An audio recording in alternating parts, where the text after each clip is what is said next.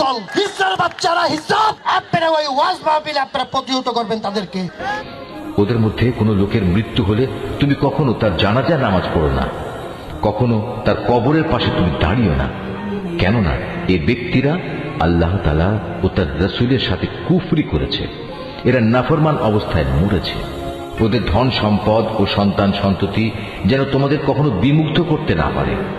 মূলত আল্লাহ তাআলা এই সব কিছু দিয়ে তাদের দুনিয়ার জীবনে নানা ধরনের শাস্তি দিতে চান এবং তাদের প্রাণবায়ু একদিন এমন এক অবস্থায় বের হবে যখন তারা পুরোপুরি কাফের থাকবে।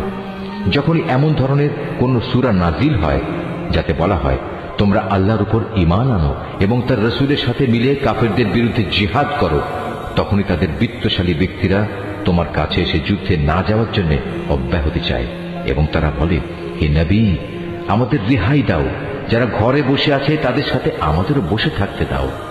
তারা মূলত ঘরে বসে থাকা লোকদের সাথে অবস্থান করাই পছন্দ করে নিয়েছে। তাদের অন্তরে মোহর মেরে দেয়া হয়েছে, ফলে তারা কিছুই বুঝতে পারে না। কিন্তু আল্লাহর রাসূল এবং যারা তার সাথে আল্লাহ তাআলার উপর ঈমান এনেছে তারা সবাই নিজেদের জান মাল দিয়ে আল্লাহর পথে জিহাদ করেছে। অতএব এদের জন্য যাবতীয় কল্যাণ নির্দিষ্ট হয়ে আছে, আর সত্যিকার অর্থে এরাই হচ্ছে সফল কাম। এর বিনিময়ে আল্লাহ তাআলা এদের জন্য এমন এক সুরম্য জান্নাত প্রস্তুত করে রেখেছেন যার পাদদেশে ঝর্ণাধারা প্রবাহমান, সেখানে তারা চিরকাল থাকবে। বস্তুত এ হচ্ছে সর্বোত্তম সাফল্য। ওজরকামী কিছু সংখ্যক আরব বেদুইনও তোমার কাছে এসে হাজির হয়েছে, যেন তাদেরও এ যুদ্ধে যাওয়া থেকে অব্যাহতি দেয়া হয়। এভাবে সে লোকগুলোও ঘরে বসে থাকলেও যারা আল্লাহ তাআলা ও তার রাসূলের কাছে ঈমানের মিথ্যা দাবি করেছিল। এদের মধ্যে যারা আল্লাহ ও তার রাসূলকে অমান্য করে ঘরে বসে থেকেছে, অচিরেই তারা মর্মান্তিক আযাবে নিমজ্জিত হবে। যারা দুর্বল তারা যদি এ যুদ্ধে শরীক না হয়ে থাকে তাদের উপর কোনো দোষ নেই। দোষ নেই তাদেরও যারা অসুস্থ কিংবা যারা যুদ্ধে খরচ করার মতো কোনো সম্বল পায়নি। অবশ্য এরা যদি আল্লাহ তাআলার নিষ্ঠাবান বান্দা হয় তাহলেই তারা এই অব্যাহতির আওতায় পড়বে। সৎ কর্মশীল মানুষদের বিরুদ্ধেও কোনো অভিযোগের কারণ নেই। আল্লাহ তাআলা একান্ত ক্ষমাশীল ও পরম দয়ালু। তাদের ব্যাপারেও কোনো অভিযোগ নেই যারা যুদ্ধ শুরুর প্রাক্কালে তোমার কাছে যাত্রার বাহন সরবরাহ করার জন্য এসেছিল এবং তুমি তাদের বলেছিলে, তোমাদের জন্য আমি এমন কিছু পাচ্ছি না যার উপর আমি তোমাদের আরোহণ করাতে পারি। অতএব তারা ফিরে গেল। তারা এমন ভাবে ফিরল যে তাদের চোখ থেকে অশ্রু বয়ে যাচ্ছিল। যুদ্ধে যাবার খরচ জোগাড় করতে না পারায় তারা ভীষণভাবে দুঃখিত হল। সব অভিযোগ তো তাদের বিরুদ্ধে যারা সামর্থ্যবান হওয়া সত্ত্বেও তোমার কাছে অব্যাহতি চায়। যারা পেছনে পড়ে থাকলো তাদের সাথে ঘরে বসে থাকাই অবশেষে তারা পছন্দ করল। আল্লাহ তাআলা তাদের অন্তরে মোহর মেরে দিয়েছেন। এ কারণেই তারা তা জানতে পারছে না কোনটা তাদের জন্য ভালো। যুদ্ধ শেষে তোমরা যখন তাদের কাছে ফিরে আসবে তখন এরা তোমাদের কাছে ওজর পেশ করবে।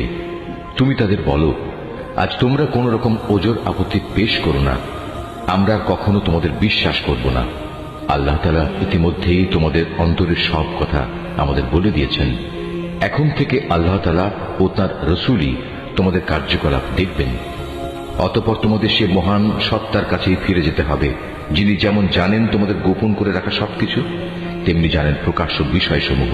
অতঃপর তিনি সে আলোকে তোমাদের বলে দেবেন দুনিয়ার জীবনে তোমরা কি কাজ করছিলে। যখন তোমরা তাদের কাছে ফিরে আসবে তখন এরা আল্লাহ তাআলার নামে কসম করে তোমাকে বলবে তুমি যেন তাদের ব্যাপারটা উপেক্ষা করো। আসলেই তোমরা ওদের উপেক্ষা করো, কেননা ওরা হচ্ছে চিন্তা ও আদর্শের দিক থেকে নাপাক। তাদের ঠিকানা হচ্ছে জাহান্নাম। দুনিয়ার জীবনে তারা যা কিছু করে এসেছে এটা হচ্ছে তার যথার্থ বিনিময়। এরা তোমাদের কাছে এজন্যই কসম করে যেন তোমরা সব কথা ভুলে আবার তাদের উপর সন্তুষ্ট হয়ে যাও।